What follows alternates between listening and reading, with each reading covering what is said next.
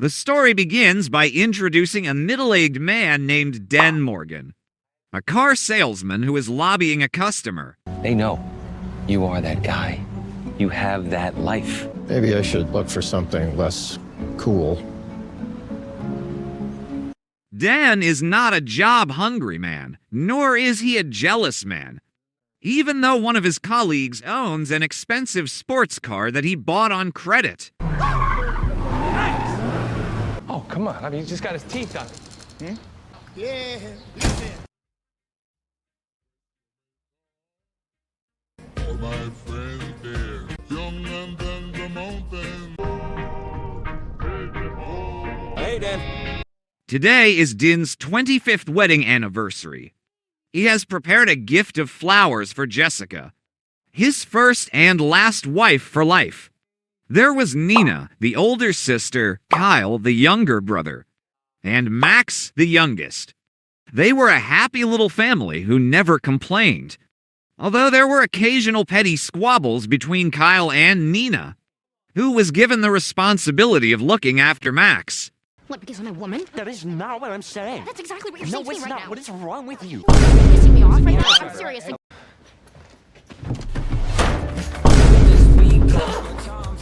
Kyle, the younger brother, was secretly a gamer who often rented his friend's computer just to play his favorite game, Valorant.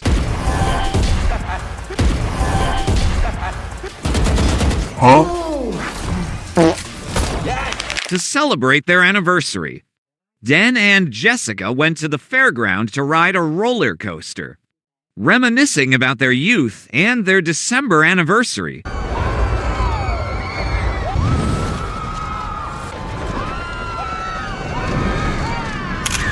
As they finished spinning around, some young men who appeared to be part of a youth group took a photo of Den and Jessica kissing from a few meters away.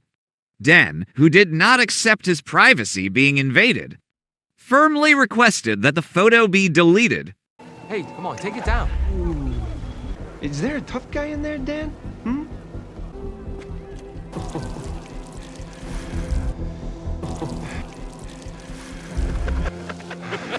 Bye, Dan. The incident just now made Den think, how weak am I? Don't I have the self-respect to fight a bully? Den, who realized that he had become a father, had no choice but to live a normal life without fighting and without adrenaline-fueled actions. Wait.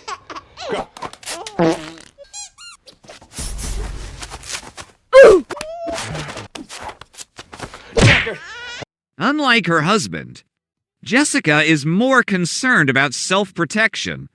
That's the reason why Jessica joins a martial arts class, where she accidentally makes a new mum friend named Gwen, whom she chats with on the first day. At the same time, Den is seen doing shopping errands with his youngest. He seems suspicious of a buyer who kept following him from earlier, where this moment will be the moment of Din's true identity, revelation, because it turns out that he turned out to be very good at fighting. Really? Even with the position still carrying the youngest.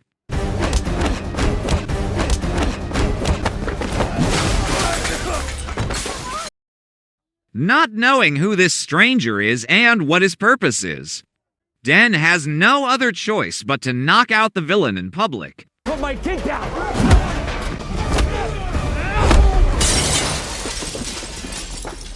From here, Din's atmosphere and aura instantly changed from a calm, complex Gwendolyn to a rash, brutal figure.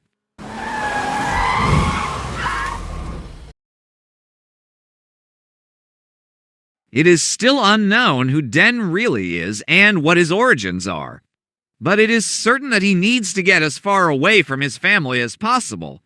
After his cover is blown, the man we call Samsel is the one who knows Din's true identity, and also has the expertise to create fake identities.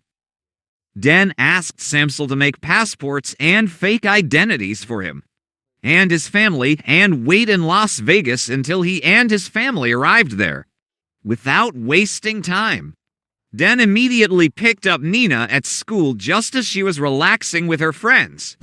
Afterwards, the two of them headed straight to Kyle's friend's house, where it was revealed that Kyle had been secretly playing games.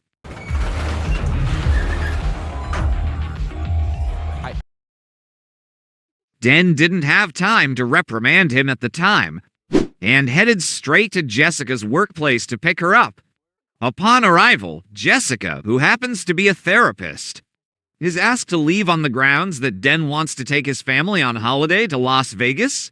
Guys, tell your mom how pumped you are for this trip. Woo! Oh, Yes. so pumped.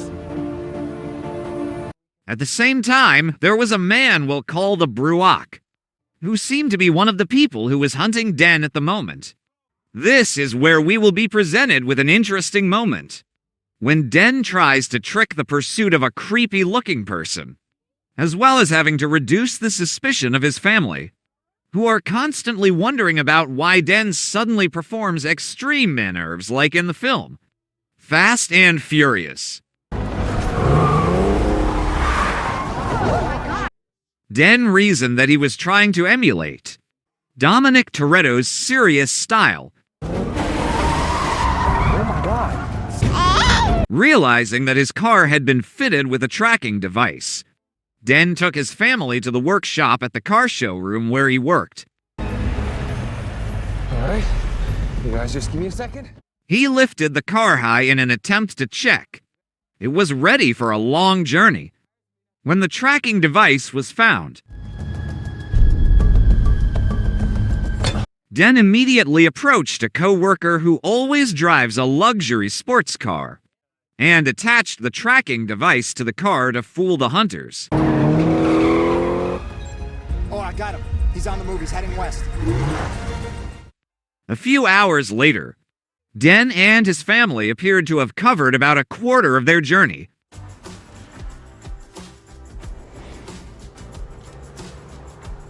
The shocking thing happened when Den suddenly threw away his family members' mobile phones in an attempt to prevent the hunters from tracking him. All of us, okay? Solidarity. Bye. No way. However, in front of his children and wife, Den argued that mobile phones are one of the many reasons for the lack of communication between individuals. So what he did was a form of concern for the head of the household who wanted to maintain the harmony of his family. Meanwhile, at home, the family visited by the hunters for the first time will get acquainted with a figure named Meffrey, who is the leader or boss of a mercenary group that used to receive secret work from the government, where Den is one of Meffrey's best men who chose to quit and start a life as an ordinary person. Back to Den and his family who were driving on the motorway. Just as some of Meffrey's men were watching from above, they decided to give chase using a two-wheeled vehicle. Fortunately, Din's wife and two children are fast asleep. Only the youngest is still awake, so Den can freely perform brutal actions against the pursuers. WAGQ, smooth as silk.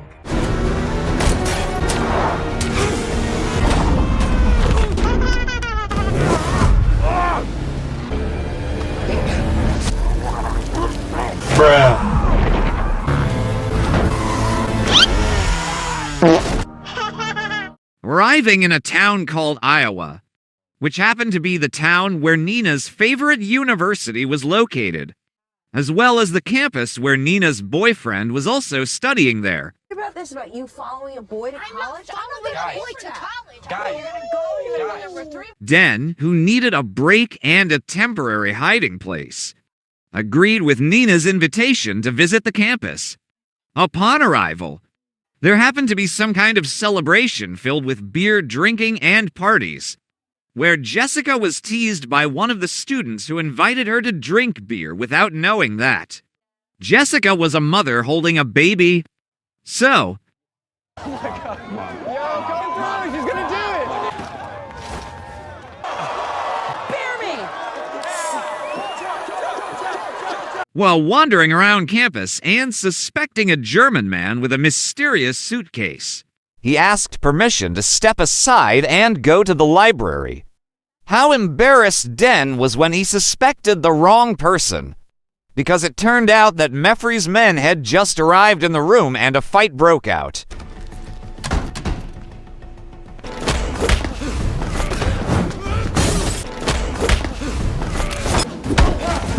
Bruh. Even though it was risky and quite alarming, Den was still tough to pull out all the stops until the villain fell in less than a minute.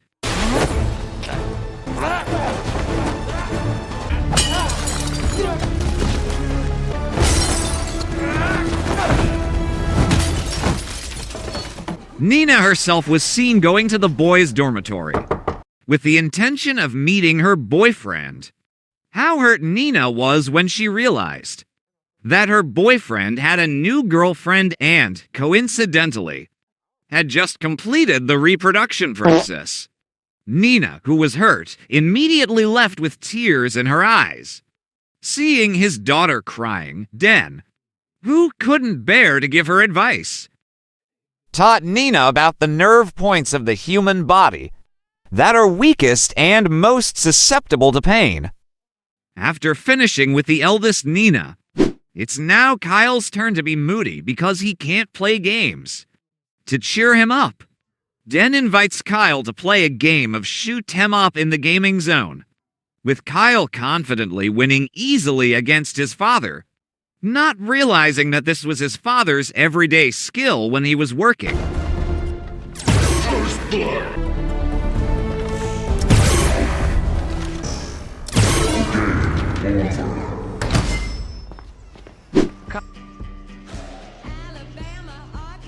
As they get closer to Las Vegas, they are finally able to reunite as a family.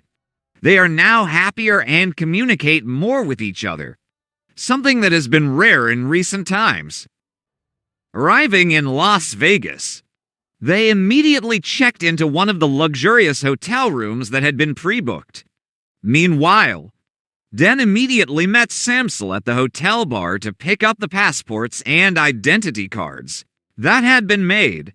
Not only that, Samsel had also prepared a plane that would fly tomorrow morning to a new city, where Den and his family would start a new life. For tonight, Den told the children to stay in the room to enjoy the facilities, and not to go anywhere. Den and Jessica also planned to go to the casino, while the children were told to rest in the room while watching the Kung Fu Panda 4. Right after their parents left, Nina and Kyle, who wanted to have fun, went out with their youngest to see the hustle and bustle of Las Vegas.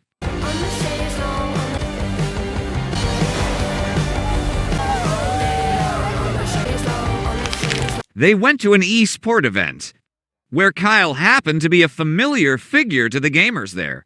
In fact, Kyle was asked to perform at the match that was taking place at that time.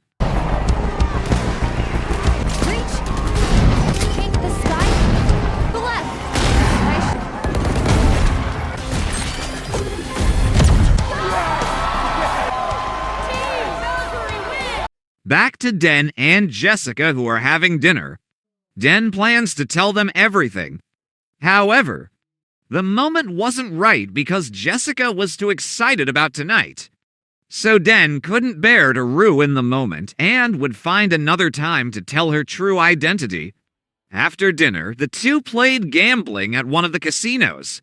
Den, worried about his children, decided to call the room.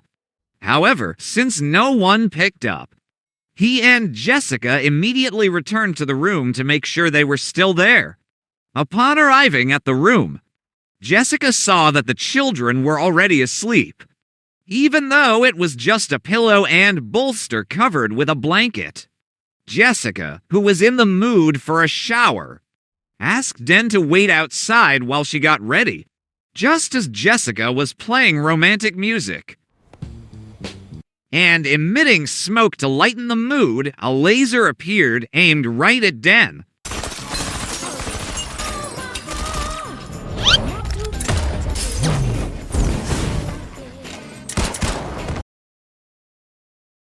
And suddenly, just as Den was busy with the hunters, Jessica was ambushed by the Bruach, leaving Den cornered. There he is.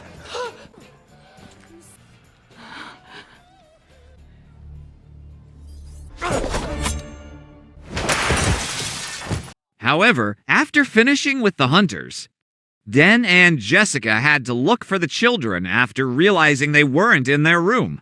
After a while of wandering around, they arrived at the e-sport event and immediately asked them to leave the place immediately. And yes, there was one female Agwent who attacked them, where Den was forced to show his brutal actions right in front of his family, and asked them to be quiet. I'll explain later.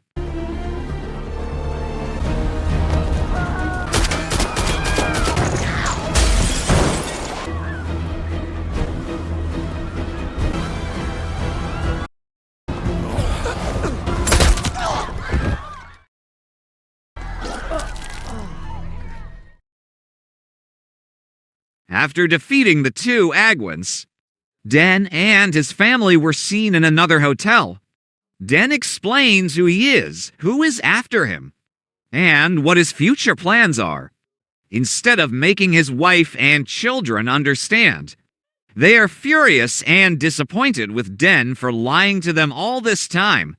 When the kids are in bed, Jessica is seen calling her new friend, Gwen, to talk to her, who happens to be in Las Vegas. Jessica accepted an offer of help from someone who would take her and her children away from their home after hearing that Jessica's husband, Den, had hurt them.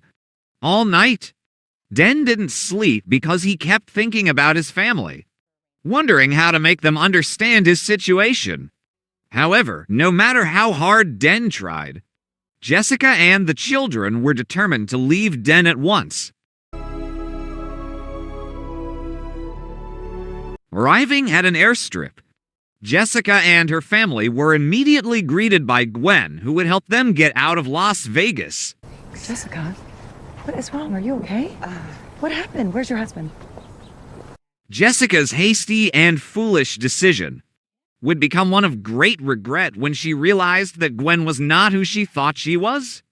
Gwen turns out to be one of Meffrey's protégés, as well as Din's old partner in the group, so Jessica and the kids are officially hostages, which will make things even more difficult for Den.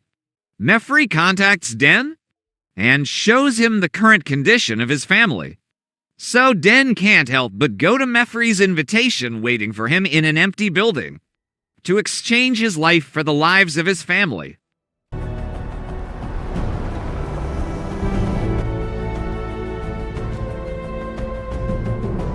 Upon arriving at the location for the first time in years, Shame.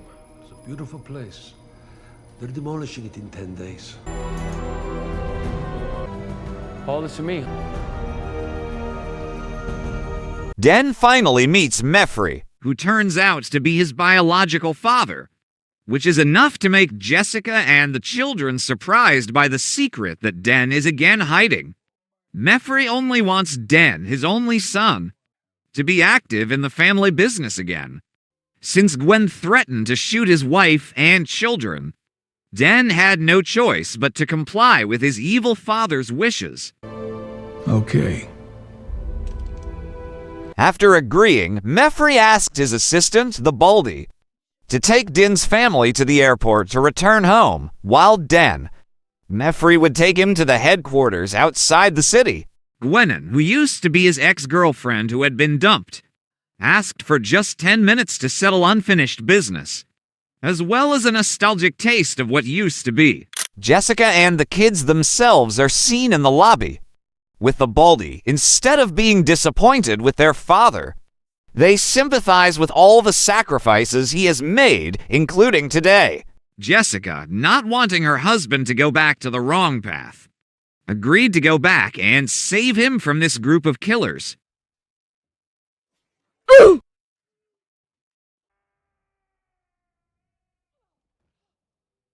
To the surprise of all of them, when they saw Den being taken down by Gwen, where Den immediately used the Dragon Pinch move on his nerve point to make Gwen faint.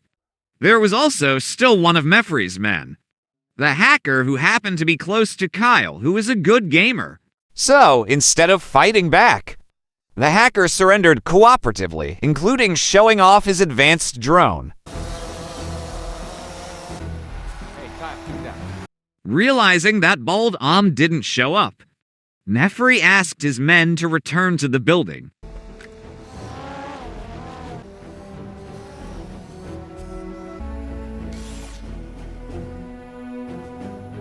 Den plans to confront them all with the help of Kyle, who will be the second eye using the hacker's drone.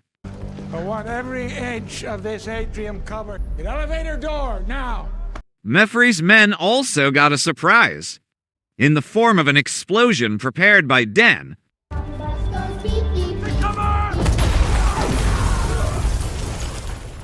Holy shit.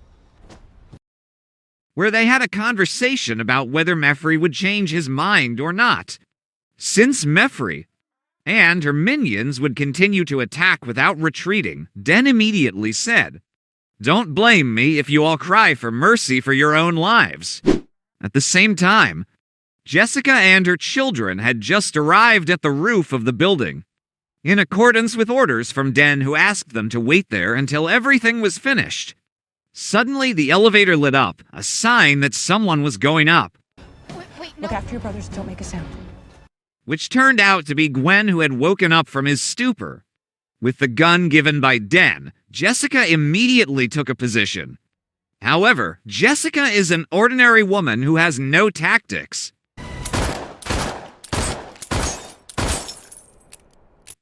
So when the bullets run out, only then does Gwen appear to duel, since Jessica had been practicing boxing for the past month. She was confident that she could defeat Gwen.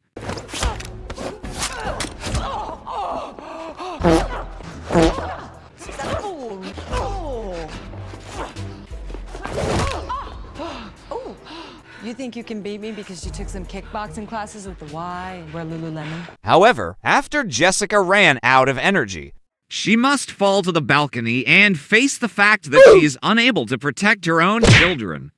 Gwen, impressed by Jessica's efforts, deliberately lets her pick up a bamboo stick with the intention of going up like a pole vaulter.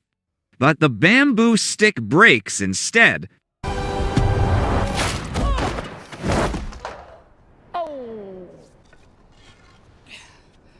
Here we go again.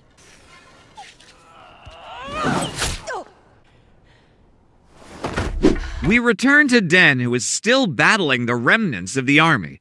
Thanks to Meffrey's rigorous training and upbringing since childhood, Den can easily defeat them all. However, in the end, Den is put on the spot when Meffrey, who is far more experienced, defeats him.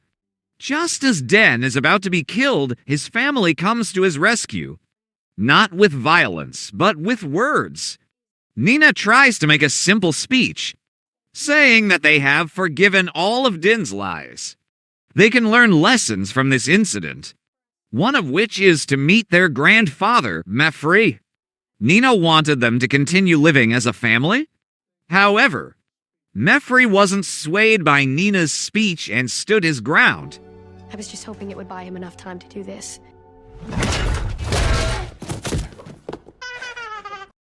Just as the tense moment ended, the authorities arrived to break it up, but they were too late as the criminals had already been killed. After everything was sorted out, Good afternoon and welcome to the news. Meffrey was taken to headquarters and had to confess all her crimes in front of the press. Meanwhile, Den became the owner of a security company with Samsel as one of his employees. Kyle was allowed to play the Valorant game, and was even bought a high-specification computer, with an NVIDIA GeForce RTX 4090 ROG Matrix Platinum VGA that cost around $3,200 USD, just for the VGA alone. Thus, Den can finally live the life he wants after going through many bad moments in his life. It's over.